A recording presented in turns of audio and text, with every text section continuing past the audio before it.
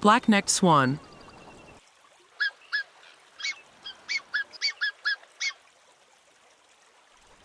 The black-necked swan, scientifically known as Cygnus melanchorophus, is a species of swan native to South America.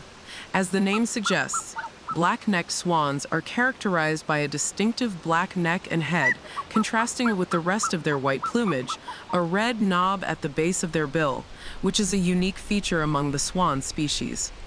Black-necked swans are commonly found in freshwater habitats, including lakes, ponds, rivers, and marshes throughout southern South America.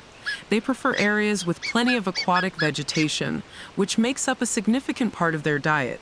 They feed on underwater vegetation, aquatic invertebrates, and small fish.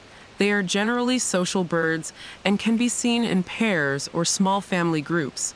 Black-necked swans are usually monogamous and can mate for life. They are social birds but become quite territorial and aggressive during breeding season. Breeding season occurs from July to November. Afterwards, females lose much of their body weight while brooding, so after hatching takes place, males care for chicks while females feed.